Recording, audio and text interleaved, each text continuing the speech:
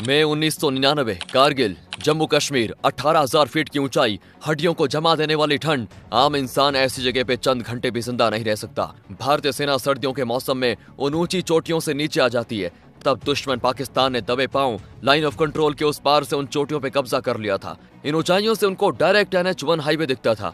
यह हाईवे सिर्फ एक सड़क नहीं थी, ये लद्दाख और सियाचिन में बैठे हिंदुस्तानी जवानों के लिए एकमात्र लाइफलाइन थी। दुश्मन का इरादा उस हाईवे पे आग बरसाना और हिंदुस्तान को दो हिस्सों में काट देना था। रावलपिंडी के बंद कमरों में पाकिस्तान जनरल बड़े गुरूर से अपने अफसरों से कह रहा था, हिंदुस्तान को भनक भी नहीं लगेगी और जब तक वो नींद से जागेंगे हम उनकी सांस की नली काट चुके होंगे। वो नीचे रहेंगे और हम आसमान से मौत बरसाएंगे। पाकिस्तान को लगता था कि नीचे से ऊपर हमला करना, वो भी उन खड़ी चट्टानों पर जहां छिपने की कोई जगह नहीं, किसी भी सेना के लिए मौत को दावत देना जैसा है। लेकिन उनकी इस साजिश का गुरूर तोड़ने और उन्हें मिट्टी में मिलाने के लिए एक तूफान उनका इंतजार कर रहा था। भारत के एक ऐसे जाबाज फौजी ने अकेले ही पाकिस्तान की नाक में दम कर दिया, जिसके खौफ से आज भी दुश्मन की रूह कांप उठती है। ये फौजी था कैप्टन विक्रम बत्रा। 9 सितंबर 1974 हिमाचल प्रदेश के पालमपुर के पास गुग्गर गांव में गिरधारी लाल बत्रा और उनकी पत्नी कमल कांता के घर जुड़वा बच्चों का जन्म हुआ, विशाल और विक्रम बत्रा। बड़ा होकर विक्रम बत्रा ने DAV कॉलेज चंडीगढ़ में पढ़ाई करते हुए NCC एयर विंग ज्वाइन किया। वो सिर्फ एक एवरेज स्टूडेंट नहीं थे, वो नेशनल लेवल का टेबल टेनिस प्लेयर।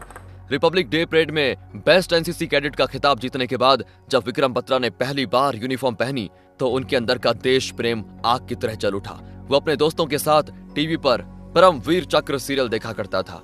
वो दोस्तों से कहते, भाई अगर मैं इंडियन आर्मी में गया तो देश का सबसे बड़ा सम्मान ही लूंगा, उससे कम तो कुछ मंजूर नहीं है मुझे। जिंदगी ने उनको एक आसान और आरामदायक रास्ता भी दिया। हांगकांग की एक बड़ी शिपिंग कंपनी ने मर्चेंट नेवी में उन्हें एक हाई पेइंग जॉब ऑफर की। पूरा परिवार बड़ा खुश था कि बेटा अब पूरी दुनिया घूमेगा और बहुत पैसे कमाएगा।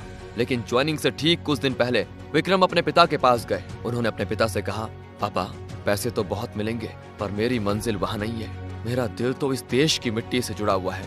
मुझे इंडियन आर्मी की यूनिफॉर्म पहननी है, क्योंकि देश की सेवा करने से बड़ा कोई पैसा या रुतबा इस दुनिया में नहीं है।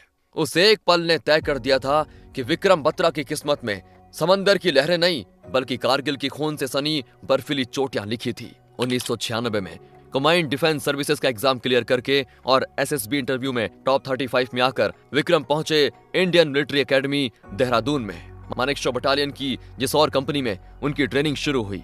6 दिसंबर 1997 विक्रम बत्रा लेफ्टिनेंट विक्रम बत्रा बन गए। उन्हें 13th battalion Jammu and Kashmir rifles में कमीशन मिला। उनकी पहली पोस्टिंग हुई जम्मू और कश्मीर के बारामूला डिस्ट्रिक्ट में सोपोर नाम की जगह पे। 1990 के आखिर में सोपोर को कश्मीर का कंधार कहा जाता था। यह जगह आतंकवादियों की गोद थी। एक दिन एक इंटेंस एनकाउंटर चल रहा था। गोलियों की आवाज से पूरा इलाका गूंज रहा था। अचानक एक गोली आई जो सीधे विक्रम बत्रा के लिए थी, पर उनके एक जवान ने बीच में आकर वो गोली अपने सीने पर झेल ली। जवान वहीं शहीद हो गया। उस दिन विक्रम बत्रा पूरी तरह टूट गए थे। उस शहीद जवान के खून ने विक्रम बत्रा के अंदर के गुस्से और जिम्मेदारी को और बढ़ा दिया था। 1984 में ऑपरेशन मेघदूत के तहत जब इंडिया ने सियाचिन पर अपना तिरंगा फहराया था, तब से पाकिस्तान आर्मी के जनरल परवेज मुशर्रफ के सीने में आग जल रही थी। 1998 में जब नवाज शरीफ ने उसको आर्मी चीफ बनाया तो उसे लगा कि अब बदला लेने का वक्त आ गया है। सितंबर 1998 में मुशर्रफ और उसके खास अफसरों ने नवाज शरीफ की नाक के नीचे एक खुफिया ऑपरेशन का ब्लूप्रिंट तैयार किया। कारगिल का तापमान सर्दियों में -40 डिग्री तक गिर जाता था, जिसके कारण भारतीय सेना उन चोटियों से नीचे आ जाती थी। मुशर्रफ का प्लान था, जब हिंदुस्तानी फौज नीचे आएगी हम अपने फौजियों को उन खाली चोटों पर बैठा देंगे। उनका टारगेट था NH-1 हाईवे जो लेह और कश्मीर को जोड़ता था। अगर इस हाईवे पर कब्जा हो गया तो सियाचिन और लद्दाख का इंडिया से कनेक्शन टूट जाएगा। एक तरफ ये नापाक मंसूबे रचे जा रहे थे और दूसरी तरफ फरवरी 1999 में भारत के प्रधानमंत्री अटल बिहारी वाजपेयी दोस्ती का हाथ बढ़ाते हुए दिल्ली से लाहौर बस सर्विस शुरू करते हैं। लेकिन भारत को कहां पता था कि जिस वक्त हम उनको गले लगा रहे हैं वो हमारी पीठ के पीछे खंजर घोंपने के लिए अपने हथियार धार कर रहे थे। आतंकवादियों के बेस में पाकिस्तान आर्मी के नॉर्दर्न लाइट इन्फेंट्री के हजारों जवान LOC क्रॉस करके कारगिल के इन पहाड़ों में अपने बंकर्स बना चुके थे। वो वहां भारी मात्रा में गोला बारूद, राशन, मशीन गन्स और एंटी एयरक्राफ्ट गन्स जमा कर चुके थे। 3 मई 1999 लद्दाख के बटालिक सेक्टर की 13,000 फीट की ऊंचाई पर स्थित एक सुनसान बर्फीली पहाड़ी। स्थानीय निवासी ताशी नमग्याल एक आम चरवाहा था जो पिछले कई घंटों से अपनी खोई हुई याक को ढूंढते हुए इस वीरान और जानलेवा चोटी तक आ पहुंचा था। ठंड से उसके हाथ सुन पड़ रहे थे। सांसें उखड़ रही थी। आज उसकी किस्मत में अपनी खोई हुई याक को पाना नहीं लिखा था। थक हार कर जब ताशी ने आराम करने के लिए पत्थर का सहारा लिया और अपनी दूरबीन निकालकर आगे की बर्फीली चोटियों का नजारा देखना शुरू किया, तब उसे दूर एक पहाड़ी की चोटी पर कुछ अजीब सा दिखाई दिया। वहाँ काले कपड़ों में लिपे हुए करीब 6 लोग हाथों में बड़े बड़े औजार लिए बर्फ और पत्थरों को हटाते हुए दिख रहे थे। ताशी तुरंत समझ गया था कि ये इस इलाके के लोग नहीं हैं। इन बर्फीली तूफानों के बीच इतनी ऊंचाई पर कोई आम इंसान बर्फ क्यों खोदेगा? ताशी बिना एक पल गवाए वहां से भागा।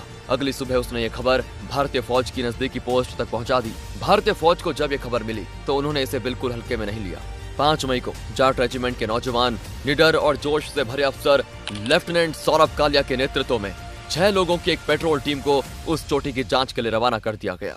लेफ्टिनेंट सौरभ कालिया और उनके 5 साथी हाथों में अपनी राइफल्स थामे पहाड़ी की तरफ बढ़ रहे थे। कई घंटों की थका देने वाली चढ़ान के बाद वो उस इलाके में पहुंचते हैं जहां ताशी नमगैल ने उन काले सायों को देखा था। उन्होंने उस बर्फीली चोटी का चप्पा चप्पा छान मारा। जब उन्हें कुछ नजर नहीं आया तो एक पल के लिए सबको लगने लगा शायद नमगैल को देखने में कोई भूल हुई होगी या शायद वो लोग वहां से जा चुके थे। लेकिन वो दुश्मन के बिल्कुल आंगन में खड़े थे और दुश्मन उन्हें अपनी स्नाइपर के स्कोप से देख रहा था। अचानक पहाड़ के एक खुफिया हिस्से से गोली बरसने लग जाती है। हमारे जवान तुरंत पोजीशन लेते हैं और दूसरी तरफ से गोलीबारी शुरू हो जाती है। लेकिन स्थिति बेहद खराब थी। दुश्मन ऊंचाई पर बैठा था और गिनती में कई ज्यादा था। कई घंटों तक दोनों तरफ से गोलीबारी चलती रही। धीरे धीरे कालिया और उनकी टीम की गोलियां खत्म होने लगती हैं। वो तुरंत बेस कैंप से रेडियो पर बैकअप मंगवाते हैं। लेकिन जब तक बैकअप टीम वहां पहुंचती, पाकिस्तान की बुज़दिल फौज ने अपने संख्या बल का फायदा उठाकर हमारे इन 6 जवानों को घेर कर बंदी बना लिया था। पाकिस्तानी फौज ने इंसानियत की सारी हदें पार कर दी। लगातार 22 दिनों तक उन्होंने हमारे इन 6 जवानों को वो मानसिक और शारीरिक टॉर्चर किया जिसके बारे में सोचकर आज भी हमारे रोंगटे खड़े हो जाते हैं। उन बेरहमों ने हमारे जवानों के नाक, कान और हाथ काट दिए। उनकी आंखें फोड़ दी गई और कानों में गर्म लोहे की रॉड्स डाली और अंत में जब उनसे कुछ उगलवा नहीं पाए तो उन्हें बड़ी बेरहमी से शहीद कर दिया गया। 9 मई 1999 को पाकिस्तान आर्मी ने अपनी ऊंचाई का फायदा उठाते हुए इंडिया की तरफ ताबड़तोड़ आर्टिलरी और मोर्टार फायर शुरू किया।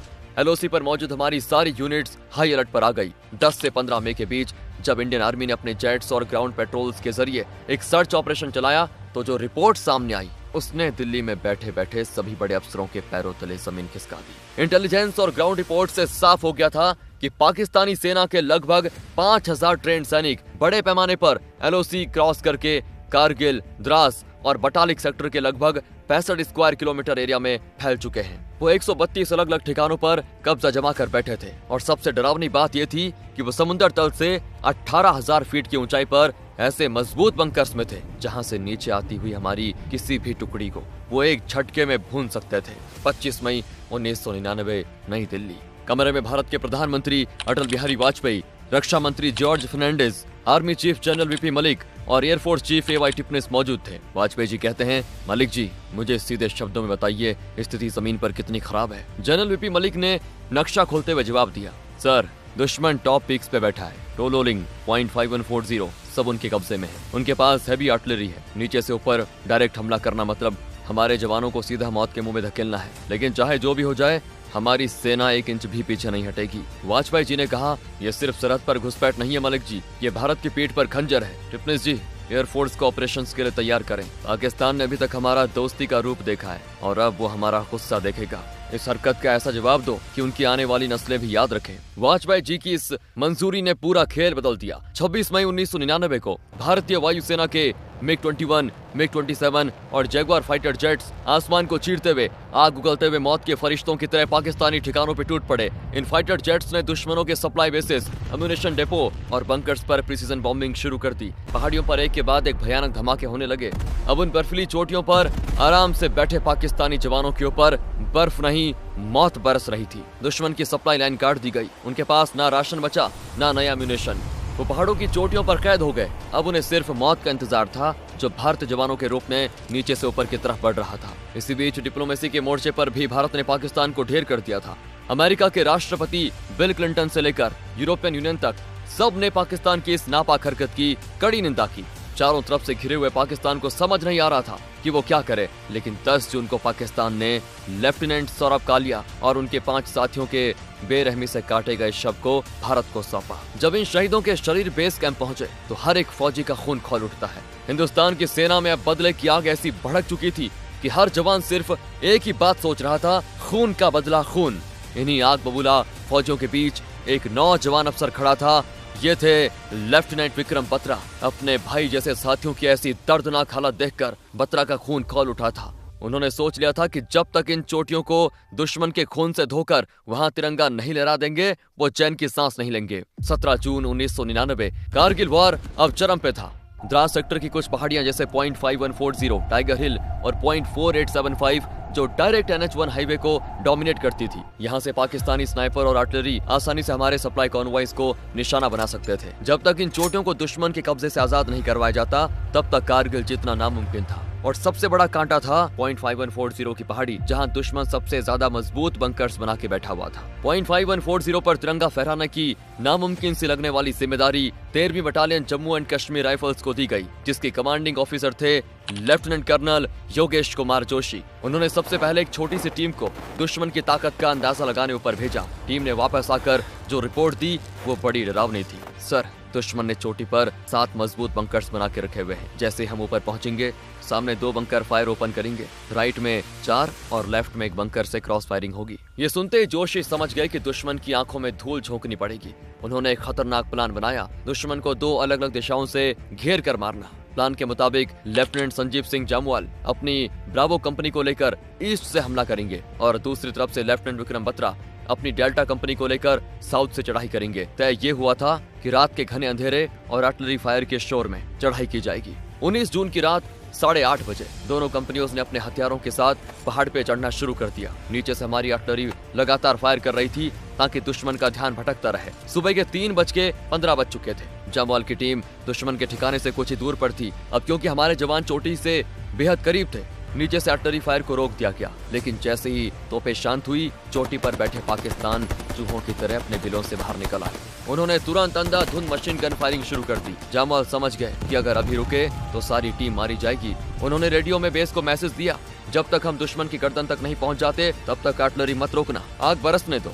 सुबह 3:30 बजे जामवाल की टीम ने लेफ्ट साइड से हमला बोल दिया। पाकिस्तानी जब तक कुछ समझते उससे पहले उनके बंकर्स मिट्टी में मिला दिए गए। जामवाल ने रेडियो पे गर्व से कहा, ये है, जिसका कोड में मतलब था कि उन्होंने अपना हिस्सा क्लियर कर लिया है। लेकिन बत्रा की डेल्टा कंपनी का अभी तक कोई अता पता नहीं था। रेडियो पर एक सन्नाटा था। बेस कैंप में सबकी सांसें अटकी हुई थी। तभी चोटी के ठीक पीछे वाले हिस्से से, जहां से दुश्मन ने सपने में भी नहीं सोचा था कि कोई इंसान ऊपर आ सकता है, बत्रा और उनकी फौज एक तूफान की तरह आई। दुश्मन घबरा गया। वो वापस हमला करने वाले थे कि बत्रा ने अपने कंधे पे रखे रॉकेट लॉन्चर से सीधा 3 रॉकेट उनके मेन बंकर पे लगा दिए। Boom boom boom. आग, बर्फ और धूल का एक भयानक गुबार उड़ चुका था। पाकिस्तानियों को कुछ दिखाई नहीं दे रहा था। इस धुएं के बीच बत्रा आगे बढ़े और सामने वाले बंकर में एक ग्रेनेड फेंक दिया। धमाके के बाद बंकर से 3 लंबे चौड़े पाकिस्तानी जवान बाहर निकले और बत्रा की तरफ लपके। बत्रा अकेले थे पर उनकी रगों में सौरभ कालिया के खून का बदला बिल्कुल खौल रहा था। घबराना तो दूर, उन्होंने अपनी राइफल के आगे लगी चाकू को आगे किया और शेर की तरह उन पे झपटे। सबसे आगे आते हुए पाकिस्तानी के पेट में बत्रा ने चाकू घोंप दी। उसके गिरते ही बचे हुए 2 दुश्मनों ने हमला करने के लिए हाथ उठाया, पर बत्रा की फुर्ती के आगे वो बच्चे साबित हुए। उन्होंने चाकू से दोनों के हाथों को बड़ी बुरी तरह से काट दिया। इससे पहले वो वापस संभलते, पीछे से आ रहे हमारे बाकी जवानों ने दूर से निशाना लगाकर उन तीनों को वहीं पे मौत के घाट उतार दिया। सुबह 4:35 को सूरज की रोशनी में हमारा तिरंगा चमक रहा था। 514 आजाद हो चुका था। बत्रा ने अपने रेडियो ऑन किया और कहा, दिस इज बत्रा, ये दिल मांगे मोर। उस रात एक भी भारतीय फौजी शहीद नहीं हुआ। इस नामुमकिन को मुमकिन करने वाले लेफ्टिनेंट विक्रम बत्रा के इस असाधारण वीरता के लिए उन्हें मैदान जंग में ही कैप्टन के रैंक पर प्रमोट कर दिया गया। .5140 जीतने के बाद भी जंग खत्म नहीं हुई थी। अब निशाना था .4875। इस पहाड़ी की चढ़ाई लगभग 70 से 80 डिग्री तक खड़ी थी। ये बिल्कुल एक सपाट इमारत पर चढ़ने जैसा था, और वो भी 16,000 फीट की ऊंचाई पर, जहां बर्फीली हवाएं हड्डियों को जमा कर रही थी और ऑक्सीजन की कमी से फेफड़े फटने लगे थे। जुलाई का महीना शुरू हो चुका था। कैप्टन बत्रा की हालत बहुत खराब थी। उन्हें तेज बुखार था। पिछले ऑपरेशंस की थकान और चोट ने उनका शरीर बिल्कुल निचोड़ दिया था। लेफ्टिनेंट कर्नल जोशी जानते थे कि बत्रा की हालत ठीक नहीं है, इसलिए उन्होंने सोचा कि बत्रा को बेस पे आराम करने दिया जाए। पर जब बत्रा को यह पता चला तो वो सीधे अपने कर्नल के पास गए और कहा कि सर, या तो मैं जीत का तिरंगा लहरा कर वापस आऊंगा या उस तिरंगे में लिपट कर आऊंगा, पर सर मैं आऊंगा जरूर। 6 जुलाई की रात बत्रा और उनकी डेल्टा कंपनी के 25 सेना के जवान हथियारों से लैस इस खड़ी चढ़ाई पर निकल पड़े। प्लान के हिसाब से उन्हें ऊपर पहुंचकर कैप्टन नगाप्पा की टुकड़ी के साथ मिलना था, जो उनसे पहले आगे बढ़ चुकी थी। सुबह के करीब 3 बजे बत्रा और उनकी टीम आधी चढ़ाई पूरी कर चुके थे। तभी उन्हें ऊपर से लगातार गोली चलने की आवाजें आई। उन्हें नगाप्पा की टुकड़ी दिखाई दी। उन्होंने अपनी जान पे खेलकर दुश्मन के 2 मजबूत बंकर्स को तबाह कर दिया। बत्रा को देखते ही नगाप्पा की टीम का हौसला बिल्कुल दोगुना हो गया था। दुश्मन की एक मशीन गन की पोजीशन एक पतले से रास्ते पर ऐसी जगह लगी हुई थी कि आगे बढ़ना मौत को गले लगाने जैसा था। बत्रा ने वो फैसला लिया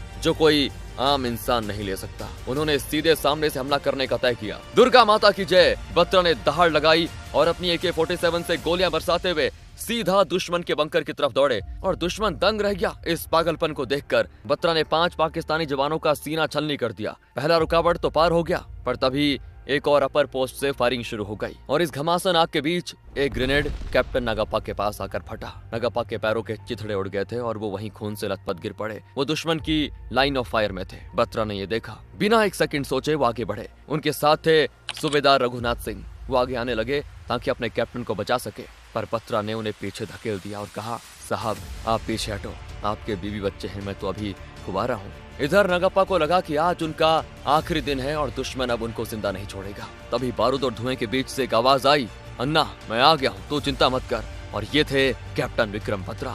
बत्रा ने अपनी परवाह किए बगैर नगाप्पा को अपने कंधों पर खींचना शुरू कर दिया। बत्रा ने अपनी AK-47 से ऐसी भयानक और अंधाधुंध फायरिंग शुरू की जिसको देखकर दुश्मन के होश उड़ गए।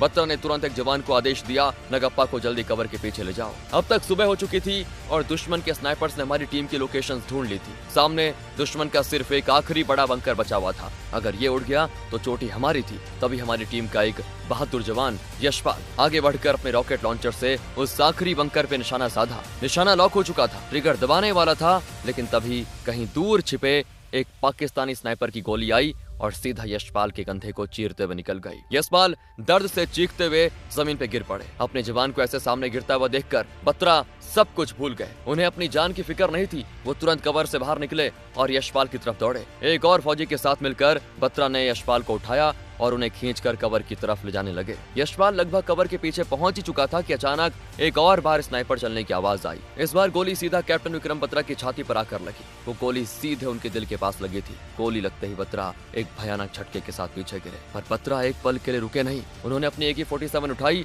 और गुस्से में पागल होकर अकेले ही उस दुश्मन के बंकर की तरफ चल पड़े। वो तब तक लगातार गोलियां चलाते रहे जब तक उनकी मैगजीन की आखिरी गोली खत्म नहीं हो गई। सामने बैठे दुश्मन को उन्होंने वहीं पे छलनी कर दिया, लेकिन इस आखिरी प्रहार के बाद बत्रा घुटनों के बल जमीन पे गिर पड़े। उनके साथियों ने अपने सबसे प्यारे अफसर को गिरते देखा तो वो आग बबूला हो गए। इसके बाद तो जवानों ने उस आखिरी बंकर को बॉम्ब से उड़ा दिया और बचे कुचे पाकिस्तानी को वहीं जिंदा काट डाला। जैसे ही हमारे जवानों ने 4875 की चोटी पर हिंदुस्तान का तिरंगा फहराया, बत्रा ने अपना आखिरी जोर लगाया और कहा, दुर्गा माता की जय। और इसी के साथ 24 साल की उम्र में इस देश का ये वीर सपूत हमेशा हमेशा के लिए बर्फीली वादियों में अमर हो गया। इस चोटी को कैप्चर करने के ठीक एक हफ्ते के बाद प्रधानमंत्री अटल बिहारी वाजपेयी ने दुनिया के सामने घोषणा कर दी कि ऑपरेशन पूरी तरह से कामयाब रहा। पाकिस्तान को उसकी औकात दिखा दी गई थी। कैप्टन विक्रम बत्रा को उनकी इस रोंगटे खड़े कर देने वाली बहादुरी और बलिदान के लिए 15 अगस्त 1999 को भारत के सबसे बड़े सम्मान परम वीर चक्र से नवाजा गया। लेकिन कैप्टन विक्रम बत्रा की कहानी सिर्फ इतनी ही नहीं थी। डिम्पल चीमा, वो नाम जो विक्रम बत्रा के रूह में बस गया था। 1995 में पंजाब यूनिवर्सिटी में दोनों की मुलाकात हुई थी। दोनों एक दूसरे से बहुत प्यार करते थे, लेकिन किस्मत को कुछ और ही मंजूर था। जब विक्रम बत्रा तिरंगे में लिपट कर वापस आए तो डिम्पल के आगे पूरी जिंदगी खड़ी थी। पर डिम्पल ने एक फैसला लिया जिसने पूरे देश की आंखों में आंसू ला दिए। उन्होंने आजीवन शादी ना करने का संकल्प लिया। उन्होंने सारी जिंदगी विक्रम बत्रा के यादों के सहारे गुजारना शुरू की। 1999 का वो कारगिल युद्ध और कैप्टन विक्रम बत्रा जैसा योद्धा इस नए हिंदुस्तान की नींव है। दोस्तों, अगर आपको वीडियो पसंद आ गई हो तो लाइक करें, शेयर करें। ऐसी इंटरेस्टिंग वीडियोस देखने के लिए चैनल को सब्सक्राइब करना ना भूलें। तब तक के लिए जय हिंद, जय भारत।